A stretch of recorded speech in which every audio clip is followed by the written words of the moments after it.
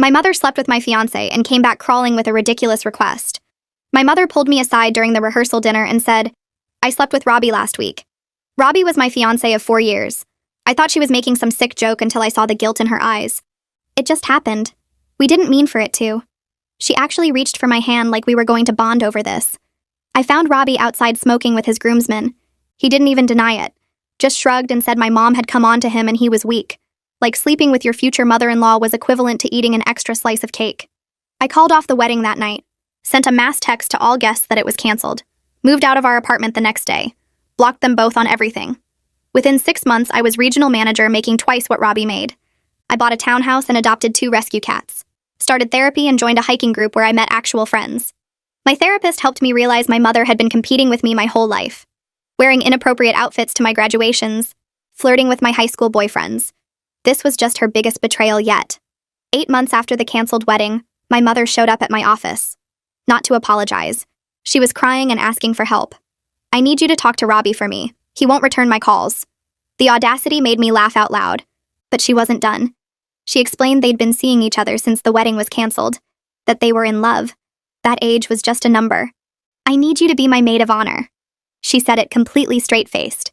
"You're marrying my ex-fiancé? We're soulmates. And you still have all those vendor contacts. The venue might give us the same date since you canceled so last minute." She wanted my wedding venue, my vendors, my plans. She'd already told family I was supportive, posted on Facebook about how mature I was being, even used my engagement photo locations, just cropping me out and inserting herself. She pulled out her phone to show me. "Look, I'm wearing your grandmother's ring. Robbie said you'd want me to have it." The ring my dying grandmother had given me specifically. Now on my mother's finger. I stayed calm, told her I needed time to process. For 2 weeks, she bombarded me with messages about dress shopping and cake tasting. She sent links to mother of the bride dresses asking if they were too young for her. I met with my friend who was a party planner. We spent hours crafting the perfect response. I reached out to family members and learned she'd been lying extensively. Told them I'd begged her to take Robbie off my hands. My aunt revealed that mom had been pursuing Robbie throughout our entire relationship, showing up at his gym, texting him constantly. The seduction had been years in the making. We met at a restaurant where she immediately started talking about centerpieces. I let her ramble for 5 minutes. Then I slid my phone across the table showing a Facebook post I'd just published. It detailed exactly what happened. How she'd slept with my fiancé. How she was trying to use my wedding plans. How she'd lied to everyone. "Take that down immediately." She grabbed for my phone. "How could you do this to me?" "The same way you did it to me. Publicly and without remorse." She started crying about her reputation. How Robbie would leave her if there was drama. I stood up to leave. She grabbed my wrist. "Wait, there's something else. I'm pregnant.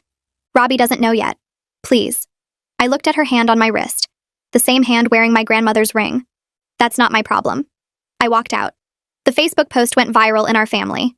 Aunts and uncles who'd believed her lies started calling to apologize. My grandmother's sister threatened to sue for the ring. Robbie's parents found out the full story and were horrified. 3 weeks later, my mother announced the pregnancy publicly, trying to salvage her image. Robbie proposed properly this time, probably out of obligation. But here's what she didn't expect. Robbie's ex-girlfriend from college reached out to me after seeing my post. She told me my mother wasn't the first older woman Robbie had been with.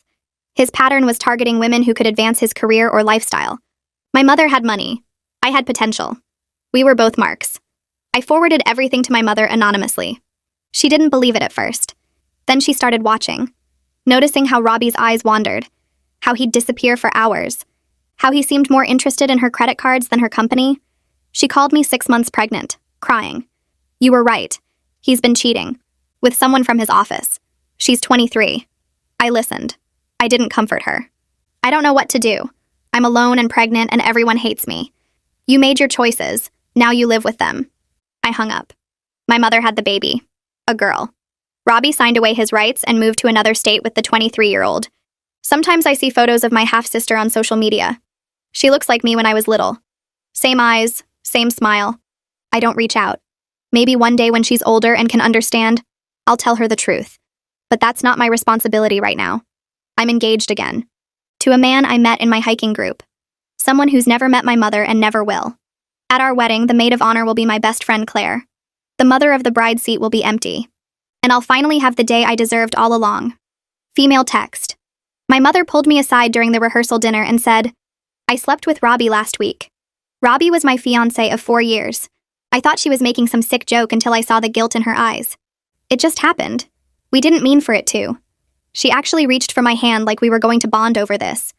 I found Robbie outside smoking with his groomsmen. He didn't even deny it. Just shrugged and said my mom had come on to him and he was weak. Like sleeping with your future mother-in-law was equivalent to eating an extra slice of cake. I called off the wedding that night, sent a mass text to all guests that it was canceled, moved out of our apartment the next day, blocked them both on everything. Within 6 months, I was regional manager making twice what Robbie made. I bought a townhouse and adopted 2 rescue cats. Started therapy and joined a hiking group where I met actual friends. My therapist helped me realize my mother had been competing with me my whole life, wearing inappropriate outfits to my graduations, flirting with my high school boyfriends. This was just her biggest betrayal yet. 8 months after the canceled wedding, my mother showed up at my office. Not to apologize. She was crying and asking for help. I need you to talk to Robbie for me. He won't return my calls.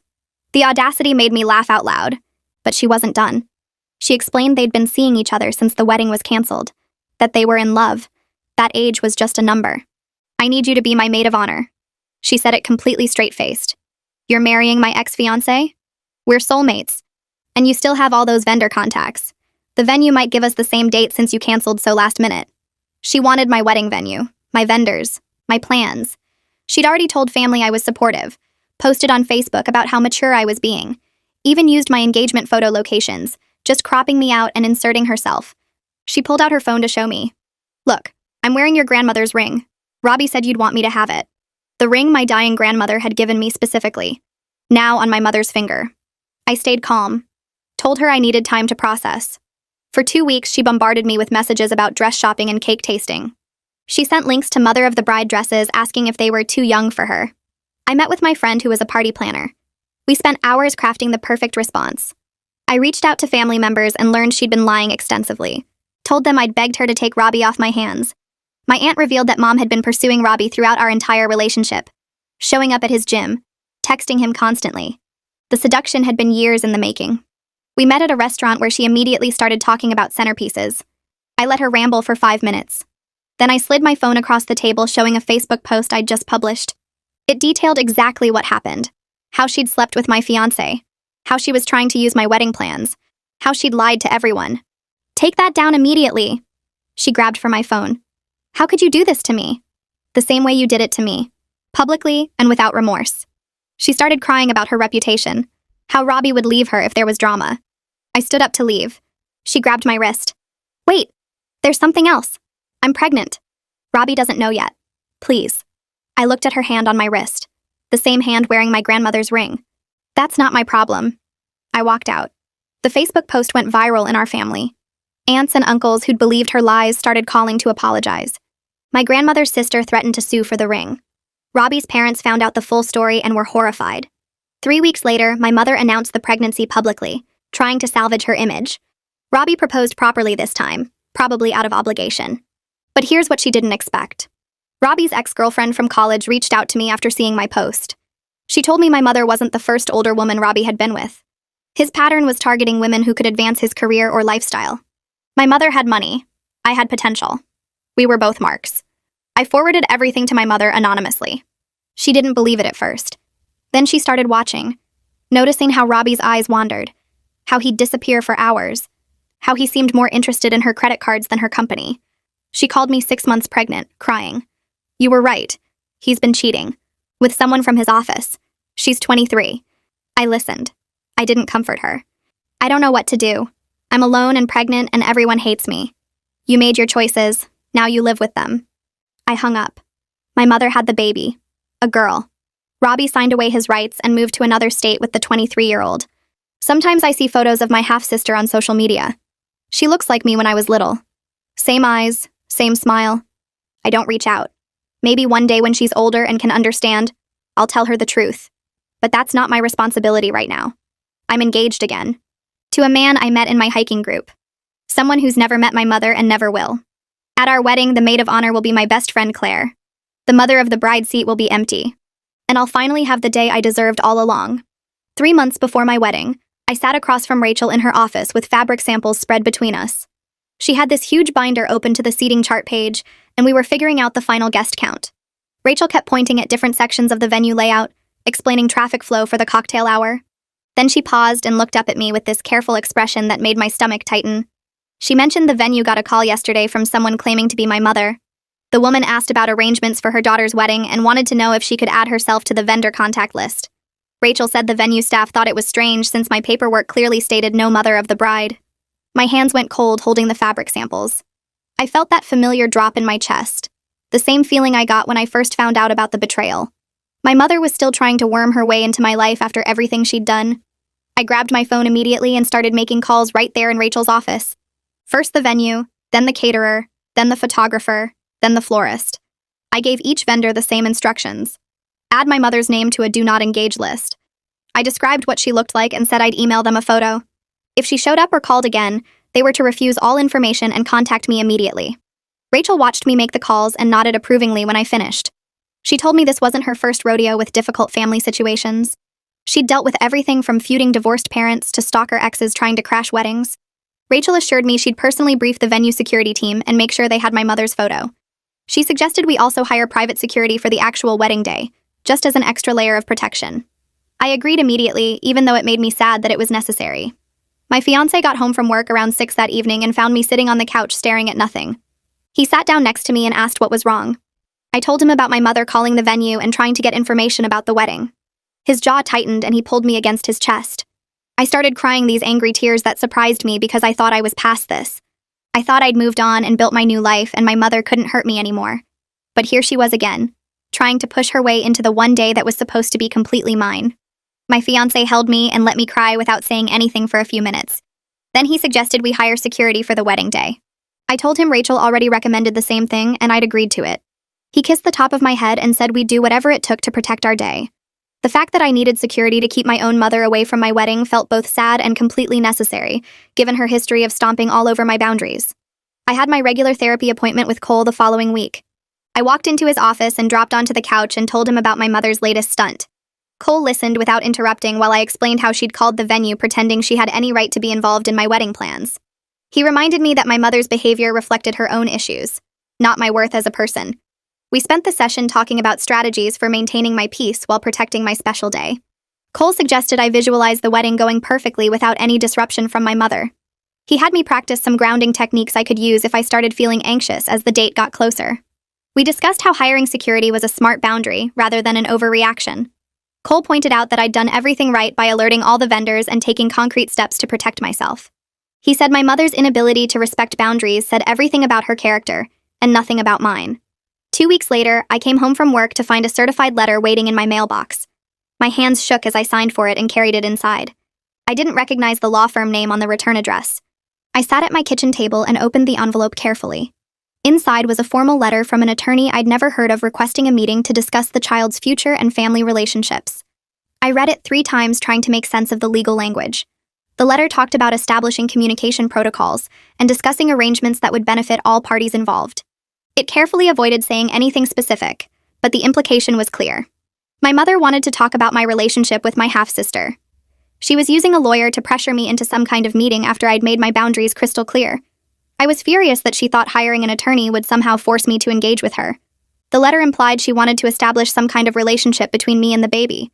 I'd been clear that I wanted nothing to do with my mother, and any potential future connection with my half-sister would happen on my terms and timeline.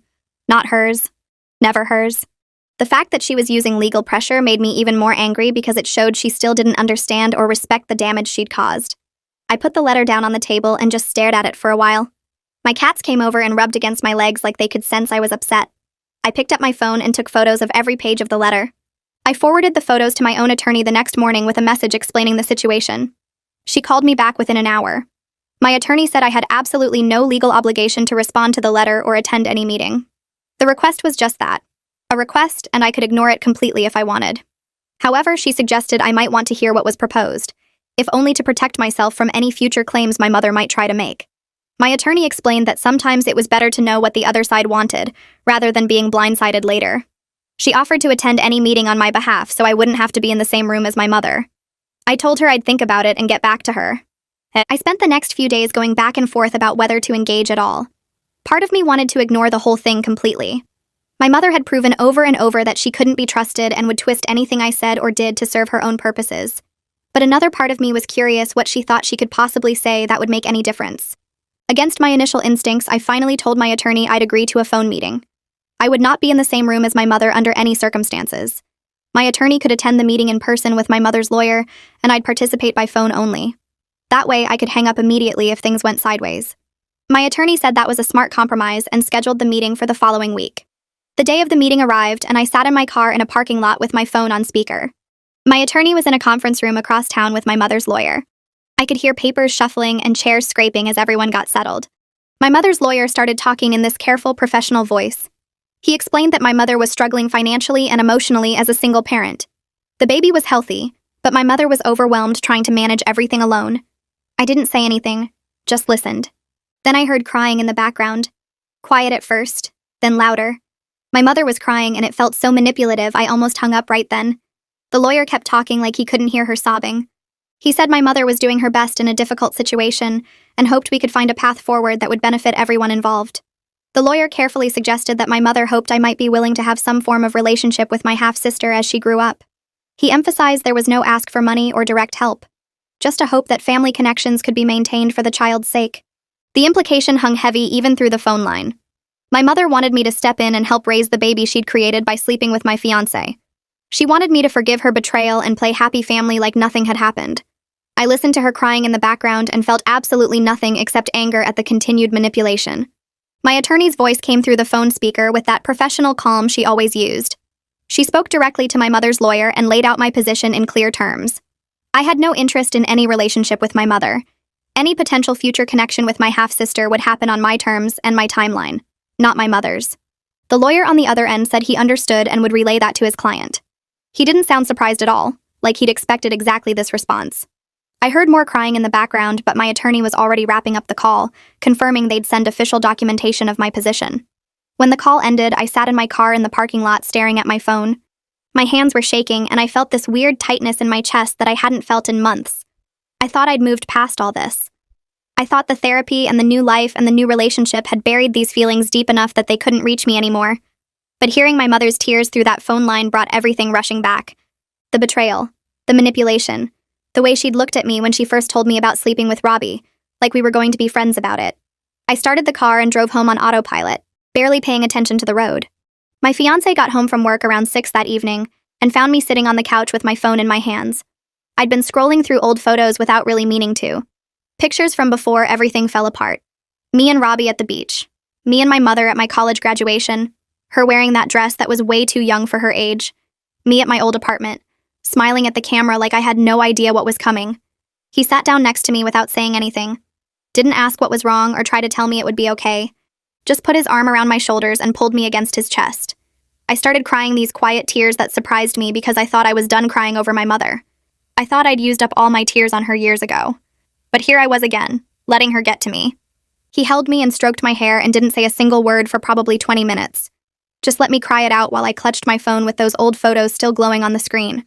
Eventually, I wiped my face and told him about the call. About my mother crying in the background like she was the victim. About how hearing her tears made me feel guilty, even though I knew I had nothing to feel guilty about. He kissed the top of my head and said I was allowed to feel complicated things about the situation.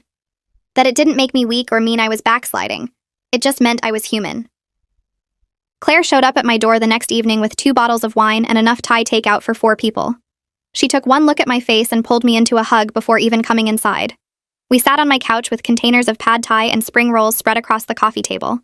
One of my cats immediately tried to steal a piece of chicken, and Claire gently pushed him away. I told her about the lawyer meeting and my mother's request, and how I'd been looking at old photos.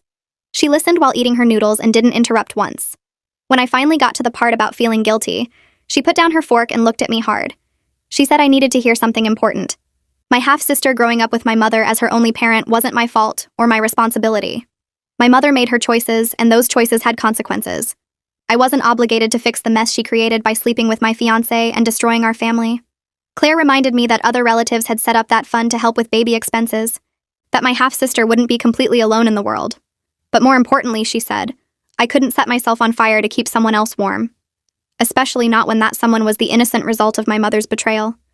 I ate another spring roll and let her words sink in. She was right. I knew she was right. But knowing something intellectually and feeling it emotionally were two different things. I had my regular therapy appointment with Cole the following week, and I walked into his office and dropped onto the familiar couch and told him everything. The lawyer meeting, the photos, the guilt. He listened with that patient expression he always had, the one that made you feel like he had all the time in the world just for you. When I finished talking, he asked me what I was really feeling about my half-sister versus what I was feeling about my mother. I had to think about that for a minute. The feelings were all tangled up together like headphone cords in a pocket. Cole helped me separate them out. My anger at my mother was justified and probably permanent. She'd betrayed me in the worst possible way, and then tried to steal my wedding plans and lie to my family about it. That anger wasn't going anywhere, and it shouldn't. But my half-sister was innocent. She didn't ask to be born into this situation. She didn't choose to have a mother who destroyed her own daughter's life. Cole said I might choose to have a relationship with her one day. Or I might not. Both options were okay. The important thing was that the decision was mine to make on my timeline. Not my mother's, not my family's, mine. He said I didn't have to decide anything right now. I could leave that door open or closed or somewhere in between. Whatever felt right for protecting my peace. I left his office feeling lighter than I had in days. I was at work the next week reviewing quarterly reports when my desk phone rang. The caller ID showed a law firm name I didn't recognize. I almost didn't answer because I was tired of lawyers, but curiosity won out. A woman's voice introduced herself as the attorney for my grandmother's sister. My stomach dropped. She explained that my mother still hadn't returned the family ring despite multiple letters requesting its return. They'd given her plenty of time to do the right thing, but she'd ignored every attempt at contact. Now they were prepared to file theft charges if she didn't surrender the ring within 30 days. The attorney's voice was professional, but I could hear the frustration underneath. She asked if I'd be willing to serve as an intermediary since I was family, and might have better luck getting through to my mother. I actually laughed out loud at that suggestion. I told her I was probably the last person on earth my mother would listen to. We hadn't spoken directly in over a year, and our last conversation had ended with me telling her to live with the consequences of her choices. The attorney sighed like she'd expected that answer but had to ask anyway. I gave her my mother's current address from the legal letter I'd received about the meeting. Told her to do whatever she needed to do about the ring. It belonged to my family and my mother had stolen it. If she faced criminal charges for that, it was her own fault. 2 days later, my phone rang with my mother's number. I stared at the screen for a long moment. We hadn't spoken directly since that call when she was 6 months pregnant and crying about Robbie cheating on her. Part of me wanted to let it go to voicemail, but a bigger part of me was curious what she could possibly want now. I answered and immediately put her on speaker so my fiancé could hear everything. He was sitting across from me at the kitchen table and he nodded when I made eye contact. My mother's voice came through the speaker and she sounded small. Defeated. Not like the confident woman who'd tried to steal my wedding or the manipulative one who'd cried during the lawyer meeting. She begged me to call off my grandmother's sister. Said the threat of criminal charges was too much. She was already struggling as a single parent and she couldn't handle this on top of everything else. The ring was the only valuable thing she had left. She couldn't bear to give it up. I felt my jaw clench as I listened to her make excuses. My fiancé reached across the table and squeezed my hand. I told her in the coldest voice I could manage that she'd stolen a family heirloom. That ring had been given to me specifically by my dying grandmother. She had no right to keep it. My mother started crying and saying she'd thought of it as a loan. Like I'd just let her borrow my grandmother's ring to wear while she married my ex-fiancé. The lie was so obvious I almost hung up right then. My fiancé squeezed my hand harder and I took a breath. I told her she needed to return the ring to grandmother's sister immediately. That if she faced criminal charges, it was because of her own choices, not because of anything I did. She kept crying and saying she needed the ring, that it was all she had. I could hear the baby making noise in the background and my chest got tight again. But I didn't let that change what I needed to say. I told her the ring wasn't hers to sell. She made the choice to sleep with Robbie and destroy our family. The baby wasn't my problem to fix. My mother's voice changed completely. The crying stopped and anger took over. Requested Reds is on Spotify now. Check out link in the description or comments. She said I was cruel and unforgiving, that I'd turned the whole family against her when she just made one mistake. I could feel my blood pressure rising as I gripped the phone tighter. She kept talking about how everyone hated her now because of me, how I'd ruined her reputation over one little error in judgment. I cut her off mid-sentence. Sleeping with my fiancé wasn't a mistake. It was a choice. A series of choices, actually. Showing up at his gym, texting him constantly, seducing him while I was planning our wedding, then trying to steal my wedding plans and lie to everyone about it. That wasn't a mistake. That was calculated cruelty. She started to argue, but I talked over her. I told her I was done with this conversation. She could return the ring or face criminal charges. Those were her only options. Before I could hang up, her voice got desperate again. She said my half-sister deserved to know her big sister, that I was being selfish by keeping myself away from an innocent baby. I took a breath and said something I'd been thinking for months. My half-sister deserved better than growing up watching her mother manipulate and betray people. She deserved better than learning those patterns. I ended the call. My hands were shaking so bad I almost dropped my phone. My whole body felt like I'd just run a race. Adrenaline made my chest tight and my breathing fast. My fiancé must have heard my voice getting louder because he came into the kitchen. He wrapped his arms around me and I started crying these angry tears that surprised me. Not sad tears. Just pure rage at my mother's continued refusal to take any real responsibility. He held me against his chest while I cried and told me he was proud. Proud that I'd stood my ground.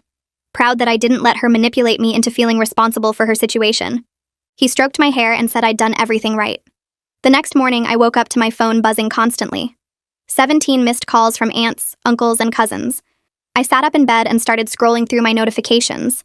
My mother had posted on Facebook again, this time claiming I was trying to have her arrested, that I was keeping her baby from having any family support, that I was cruel and vindictive and had always been jealous of her.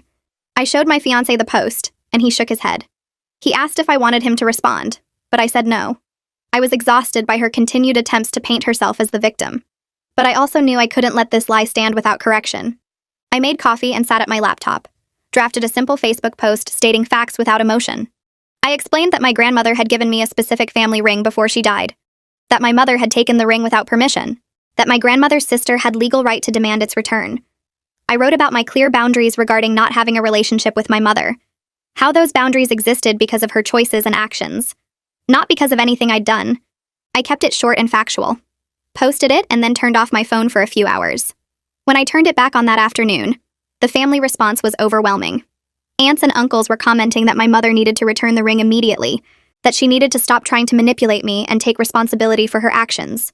Several relatives I barely knew offered to help with baby expenses if she returned the heirloom. That surprised me. I hadn't expected anyone to offer financial help. My cousin messaged me privately saying she'd always known my mother was competitive with me, but hadn't realized how bad it was. 3 days later, I got a call from grandmother's sister's attorney. My mother had returned the ring. Just dropped it off at the law office that morning without saying a word. The attorney said I could pick it up whenever I wanted, or they could mail it to grandmother's sister. I felt this weight lift off my chest that I didn't realize I'd been carrying. That ring had been such a symbol of everything my mother had stolen from me. Knowing it was back where it belonged made me feel lighter somehow. I told the attorney to give it to grandmother's sister. It belonged with her now. My aunt called me that same evening. She said she and several other relatives had set up a small fund to help with my half-sister's basic needs: diapers, formula, clothes, the essentials. She was careful to say this didn't excuse my mother's behavior at all, that everyone understood why I'd cut contact, but they didn't want the baby to suffer because of adult mistakes. I thanked her and said I appreciated them thinking of my half-sister. It was weird feeling relieved that other people were stepping in to help. Part of me had worried that cutting off my mother meant my half-sister would have nothing, but my family was handling it in a way that didn't require me to sacrifice my peace. My aunt said if I ever wanted to meet my half-sister, the family would support that. But there was no pressure or expectation, just an open door if I ever chose to walk through it. I felt something shift inside me when my aunt finished talking. Not forgiveness toward my mother, but something softer toward the baby who didn't choose any of this. My aunt must have sensed it because she reached across the table and squeezed my hand. I thanked her for organizing the family fund and told her I appreciated everyone stepping up for the baby's sake. She said the family understood my boundaries completely, and nobody expected me to change them. If I ever wanted to meet my half-sister someday, they'd support it. But if I never did, they'd support that too. I drove home feeling lighter than I had in weeks, knowing my half-sister wouldn't grow up completely alone even without me in her life. Rachel called me the next morning to schedule our final planning session before the wedding. I met her at her office downtown where she had everything spread across her massive conference table. Seating charts, timeline breakdowns, vendor contact sheets, and photos of the venue setup. She walked me through every detail of the day, from the morning hair appointments to the final sparkler send-off at night. I found myself getting genuinely excited instead of anxious like I'd been during the Robbie wedding planning. Rachel had listened to everything I wanted and created exactly the elegant celebration I'd dreamed of. Deep burgundy linens, cream roses, string lights wrapped around the outdoor ceremony space. Everything felt authentically mine without my mother's shadow trying to reshape it into something else. Rachel noticed my smile and said she could tell I was ready for this. I told her I finally felt like I was having the wedding I actually wanted, not the one someone else tried to force on me. Fatima met us at the venue the following week to show me the final flower designs. She had mock-ups set up in the reception hall, full-scale arrangements that took my breath away when I walked in. Sophisticated clusters of burgundy dahlias, cream garden roses, and touches of eucalyptus that looked nothing like the pastel pink disaster my mother had tried to push on me years ago. These flowers reflected my actual taste, my actual personality, not some fantasy version my mother wanted me to be. Fatima walked me through each arrangement, explaining her choices for the ceremony arch, the reception centerpieces, the bouquets. I touched the soft petals of a cream rose and felt tears prick my eyes. My fiancé squeezed my shoulder and asked if I was okay. I told him these were happy tears because everything was finally, truly mine. This wedding would be authentically mine in every single detail. 2 months before the wedding, Claire and I went dress shopping at a boutique downtown. She'd taken the whole afternoon off work to help me find the perfect gown. We were in the third shop looking through racks of white and ivory dresses when I saw a woman with a baby across the store near the fitting rooms. My whole body went rigid. The woman had dark hair like my mother, and she was wearing sunglasses inside, which seemed suspicious. My heart started racing, and I felt that familiar panic rising in my chest, the same feeling I got when my mother showed up at my office demanding I help her with Robbie. I stared at the woman, trying to see her face clearly, trying to figure out if I needed to leave immediately. The woman turned slightly, and I saw her profile. Different nose, different chin. Younger than my mother by at least 10 years. Just a stranger shopping with her baby. Not my mother at all. Claire touched my arm gently and asked if I was okay. I realized I'd been standing frozen in place, staring at a complete stranger like a crazy person. I admitted I'd thought the woman might be my mother for a second, and I'd panicked. Claire squeezed my hand and reminded me we had security arranged for the wedding day. My mother had no power over my joy anymore. She couldn't show up and ruin things because we'd taken every precaution possible. I took a deep breath and nodded, trying to calm my racing heart. Claire suggested we look at dresses in a different section, away from the woman who'd triggered my panic. I followed her to the back of the store where the modern gowns were displayed. I found my dress 20 minutes later. A sleek, modern gown with clean lines and a dramatic train that made me feel beautiful and strong instead of like a princess in a fairy tale. I stood in front of the three-way mirror in the fitting room while Claire fastened the tiny buttons up my back. The woman looking back at me wasn't the same person who'd almost married Robbie 4 years ago. That woman had been younger, less sure of herself, willing to overlook red flags because she wanted the fairy tale. This woman knew her worth. This woman had rebuilt her entire life from nothing and come out stronger. I turned to Claire with tears in my eyes and told her this was the one. She started crying too and said I looked absolutely perfect. The saleswoman brought champagne and we toasted to new beginnings while I stood in my wedding dress, finally ready to marry someone who actually deserved me. My fiancé and I had our final pre-marriage counseling session the following week. We'd been seeing the counselor monthly since we got engaged, working through potential issues before they became actual problems. This session focused on handling difficult family situations as a team. The counselor asked how we planned to deal with my mother if she tried to contact us after the wedding. My fiancé answered before I could, saying my boundaries with my mother were completely supported, and he'd never pressure me to reconcile. The counselor nodded approvingly, and said that kind of unconditional support was exactly what healthy marriages needed. She asked if I felt confident he'd protect our family unit from outside interference. I looked at my fiancé and said yes without hesitation. He'd proven through his actions over the past year that he respected my choices and defended my boundaries. The counselor smiled and said we were ready for marriage. Cole and I had a session the next day focused specifically on preparing emotionally for the wedding. I sat in his familiar office with my usual cup of tea and admitted I was worried about the empty mother of the bride seat. Everyone would notice it. Everyone would know my mother wasn't there. Cole asked what the empty seat represented to me. I thought about it for a minute before answering. It represented my strength in choosing peace over toxic obligation. It showed I valued my mental health more than social expectations. It proved I could stand up for myself even when it was uncomfortable. Cole smiled and said I'd answered my own question. The empty seat wasn't a symbol of loss or failure. It was a symbol of growth and self-respect. He suggested I practice visualizing the ceremony with the empty seat, imagining myself feeling proud instead of ashamed. We spent the rest of the session working on grounding techniques I could use if I felt anxious on the wedding day. 1 month before the wedding, I came home from work to find a letter in my mailbox with no return address. My hands shook slightly as I carried it inside and set it on my kitchen counter. One of my cats jumped up and sniffed at the envelope like he could sense my tension. I opened it carefully and pulled out a single photo and a note card. The photo showed a baby girl, maybe 6 months old, with chubby cheeks and bright eyes. She was smiling at the camera, one tiny hand reaching toward whoever was taking the picture. The note was in my mother's handwriting, just 3 sentences. She has your eyes. Her name is Lily. I thought you should know. I stared at the photo, my chest getting tight. The baby did have my eyes. The same shape, the same color. I saw my own baby pictures in this child's face, the resemblance so strong it made my stomach hurt. My fiancé got home an hour later and found me sitting at the kitchen table with the photo in front of me. I'd been staring at it for who knows how long, not moving, barely breathing. He sat down next to me without saying anything and looked at the photo. Then he looked at my face and asked if I wanted to throw it away. I opened my mouth to say yes, but the word wouldn't come out. I admitted I wasn't sure what I wanted. Part of me wanted to rip the photo into tiny pieces and throw it in the trash. But another part of me wanted to keep it, to know what my half-sister looked like, to have some connection to this innocent baby who shared my blood. My fiancé pulled me against his chest and held me while I cried. He didn't try to tell me what to do or how to feel. He just held me and let me process the complicated mess of emotions churning in my gut. I slid the photo into my therapy session folder the next morning and drove to Cole's office. The waiting room felt smaller than usual, like the walls were pressing in while I clutched that folder against my chest. Cole opened his door right on time and gestured me inside. I sat on the familiar couch and pulled out the photo without saying anything. He took it from my hands and studied the baby's face for a long moment. Then he looked at me and asked what I was feeling beyond the obvious anger at my mother's continued boundary violations. I opened my mouth to give him the easy answer about being furious, but different words came out instead. I admitted that I felt sad for this little girl who would grow up knowing her sister chose not to be in her life. The words hung in the air between us, and I felt my throat get tight. Cole set the photo on the table between us and leaned forward slightly. He said something that made me stop breathing for a second. He pointed out gently that I wasn't choosing to abandon my half-sister. I was protecting myself from my mother's toxicity, and those were different things.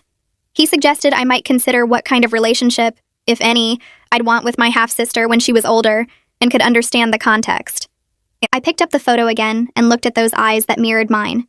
The baby smiled at whoever had taken the picture, completely innocent of the mess that surrounded her birth. I realized sitting there in Cole's office that my half-sister wasn't my enemy. She was another person affected by my mother's destructive choices, just like me. I told Cole I wanted to keep the photo, but I wasn't ready to display it or make any decisions about future contact. He nodded and said that was perfectly reasonable. I drove home after the session and opened the drawer in my nightstand, where I kept important documents and old letters from my grandmother. I slid the photo of the baby underneath everything else, not on display but not destroyed either. A possibility held in reserve for a future I couldn't predict. 3 weeks before the wedding, my phone rang while I was reviewing vendor contracts at my kitchen table. My aunt's name appeared on the screen and I answered expecting to discuss final guest count numbers. Instead, her voice came through tight with frustration. She told me that my mother had been calling family members trying to convince them to talk me into letting her attend the wedding.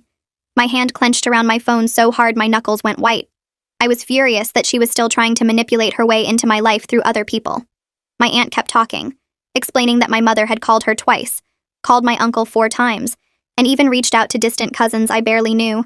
She was telling everyone that she'd changed, that she deserved to see her daughter get married, that keeping her away was cruel and unforgiving. I thanked my aunt for telling me and hung up. Then I opened my laptop and started typing an email to every family member on my wedding guest list.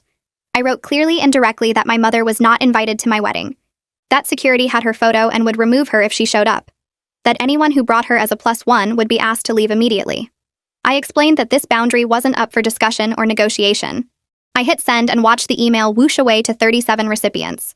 The responses started coming back within minutes. Aunts and uncles replied saying they understood completely and supported my decision. Several relatives apologized for my mother's continued behavior and promised they would not engage with her manipulation attempts. My cousin sent a message saying she was proud of me for standing firm. By the end of the evening, every single family member had responded with support. The final dress fitting happened on a Saturday morning 2 weeks before the wedding. Claire met me at the boutique and we were escorted to the large fitting room in the back. The seamstress brought out my dress on a padded hanger and I changed behind the curtain. When I stepped out, Claire's hand went to her mouth. The dress fit perfectly after all the alterations. Every seam hugged exactly right. The train flowed behind me like water. The seamstress adjusted the bustle and showed me how to manage the train for the reception. Then she brought in the hairstylist and makeup artist for the full trial run. They worked on me for an hour, pinning and curling and applying products until I looked like a polished version of myself. When they spun me around to face the mirror, I barely recognized the woman looking back. Claire was crying actual tears, not just getting misty. She said I deserved this happiness and this beautiful day, that I'd earned it through surviving everything my mother had put me through. I looked at my reflection and something shifted inside me. I finally let myself believe it was true. 1 week before the wedding, I woke up early and made breakfast while my fiancé was still sleeping. He came into the kitchen as I was flipping pancakes and poured himself coffee. We sat at the table eating, and he asked if I'd thought any more about the baby. I put down my fork and admitted that I had been thinking about her, that I'd kept the photo my mother sent. But I told him clearly that I wasn't ready to make any decisions about potential future contact until after we were married and settled into our new life together. He reached across the table and took my hand. He said that whatever I decided, he supported me completely. Whether that meant maintaining no contact forever, or eventually building some kind of relationship with my half-sister. His unconditional support made something click in my head. This partnership was different from what I'd had with Robbie. My fiancé respected my boundaries without trying to push me toward forgiveness or reconciliation. He trusted me to know what was right for my own peace and healing. I squeezed his hand back and told him I loved him, that I was grateful every day for finding someone who actually understood what respect meant. 2 days before the wedding, I had my final therapy session with Cole. I walked into his office and sat on the couch one last time before everything changed. He asked me to reflect on how far I'd come since the original betrayal at my first wedding rehearsal dinner. I thought about that night when my mother pulled me aside and destroyed everything. About calling off the wedding and moving out and blocking everyone. About building my career and buying my townhouse and adopting my cats. About meeting my fiancé in the hiking group and learning what healthy love looked like. Cole pointed out that I'd built a life rooted in my values. That I was surrounded by people who respected my boundaries and celebrated my success. He said watching my growth over these sessions